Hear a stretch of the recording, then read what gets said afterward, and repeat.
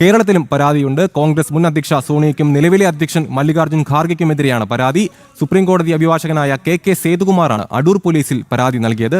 Prevention of insult to honour 2026 നിയമപ്രകാരം കേസെടുക്കണം എന്നാവശ്യപ്പെട്ടുകൊണ്ടാണ് പരാതി. വിവരങ്ങളുമായി ഗോകുൽ രമേശ് ചേരുന്നുണ്ട്. ഗോകുൽ, നമുക്കറിയാം ഇപ്പോൾ ഇതാ ഏറ്റവും ഒടുവിൽ വരുന്ന വിവരമനുസരിച്ച് ഡൽഹിയിൽ അന്വേഷണം ആരംഭിച്ചു കഴിഞ്ഞു. അതോടൊപ്പം തന്നെ ഇന്നലെ തന്നെ രാജ്യവ്യാപകമായി ഇത്തരത്തിൽ പരാതികൾ ഉണ്ടായിരുന്നു. സോണിയയും രാഹുലും ഖർഗെയും ഒക്കെ കോടതി കയറണം ആ ഒരു അവസ്ഥയിലേക്ക് എത്തുകയാണ്. ഇപ്പോൾ ഇതാ കേരളത്തിൽ നിന്നും പരാതി ഉണ്ടായിരിക്കുന്നു. എന്താണ് വിശദാംശങ്ങൾ Gokul?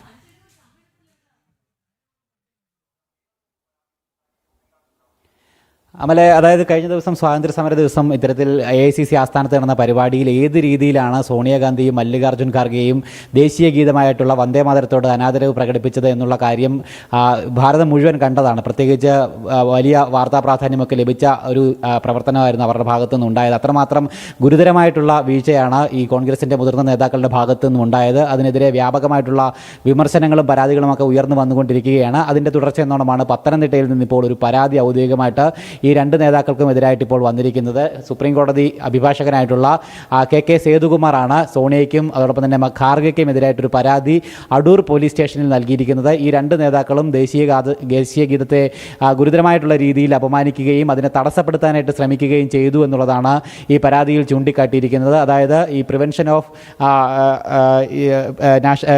Of insult to national honour amendment 2026 നിയമപ്രകാരം ഇരുവരും ചെയ്തിട്ടുള്ളത് ഗുരുതരമായിട്ടുള്ള കുറ്റകൃത്യമാണ് എന്നുള്ളതാണ് ആ പരാതിയിൽ ചൂണ്ടിക്കാട്ടിയിരിക്കുന്നത്. അത് പ്രകാരം ഈ ദേശീയ ഗീതത്തെ തടസ്സപ്പെടുത്തുവാനോ അതിനോട് അനാദരവ് പ്രകടിപ്പിക്കാനോ പാടില്ല എന്നുള്ളത് നിയമമായി മാറിയിട്ടുള്ള ഒരു കാര്യമാണ്. കേന്ദ്ര സർക്കാർ അടുത്തിടെയാണ് അതുമായി ബന്ധപ്പെട്ട നിയമപരിരക്ഷ വന്ദേമാതരത്തിന് കൊണ്ടുവരികയുണ്ടായത്. അതിനെ തുടർന്നാണ് എന്തായാലും ഈ നേതാക്കളുടെ ഭാഗത്തു നിന്നും അതിനെ ലംഘിക്കുന്ന രീതിയിലുള്ള പ്രവർത്തനങ്ങളാണ് സംഭവിച്ചിരിക്കുന്നത് എന്നുള്ളത് ഈ ഇദ്ദേഹം പരാതിയിൽ ചൂണ്ടിക്കാട്ടുന്നു. അതിൻ്റെ അടിസ്ഥാനത്തിൽ ഈ നിയമപ്രകാരം തന്നെ ഇവർക്കെതിരായിട്ട് കേസെടുക്കണമെന്നുള്ളതാണ് ഈ പരാതിയിൽ ചൂണ്ടിക്കാണിച്ചിരിക്കുന്ന വസ്തുത. എന്തായാലും ഈ കേരളം ഭരിക്കുന്ന പാർട്ടിയുടെ നേതാക്കൾക്കെതിരെയാണ് ഇപ്പോൾ ഒരു കേസ് വന്നിരിക്കുന്നത്. അതുകൊണ്ട് തന്നെ പോലീസ് ഈ വിഷയത്തെ ഏത് രീതിയിൽ ഇനി കൈകാര്യം ചെയ്യുമെന്നുള്ളതാണ് നോക്കിക്കാണേണ്ടത്. എന്തായാലും ഇതുവരെയായിട്ടും ഈ കേസിൽ FIR ഒന്നും ഇട്ടിട്ടില്ല എന്നുള്ളതാണ് നമുക്ക് മനസ്സിലാക്കുവാനായിട്ട് സാധിക്കുന്നത്. പരാതി സ്വീകരിക്കുക മാത്രമാണ് ചെയ്തിരിക്കുന്നത്. എന്തായാലും പോലീസിൻ്റെ നിലപാട് ഏത് വിധത്തിലായിരിക്കുമെന്നുള്ള കാര്യമാണ് ഇനി ഏറെ ശ്രദ്ധേയമായിട്ട് നോക്കിക്കാണേണ്ടത്. എന്തായാലും പരാതിയുമായിട്ട് മുന്നോട്ട് പോകും. പോലീസിൻ്റെ ഭാഗത്തു നിന്നും നടപടി ഉണ്ടായില്ലെങ്കിൽ അതിന് തുടർ നടപടികൾ സ്വീകരിക്കും. കോടതി അടക്കമുള്ള മറ്റു മാർഗ്ഗങ്ങളിലൂടെ ഇതുമായി ബന്ധപ്പെട്ട പരാതിയുമായിട്ട് ശക്തമായിട്ട് മുന്നോട്ട് പോകുമെന്ന് തന്നെയാണ് പരാതിക്കാരനും ഔദ്യോഗികമായിട്ട് അറിയിച്ചിരിക്കുന്നത്. തമ്മിൽ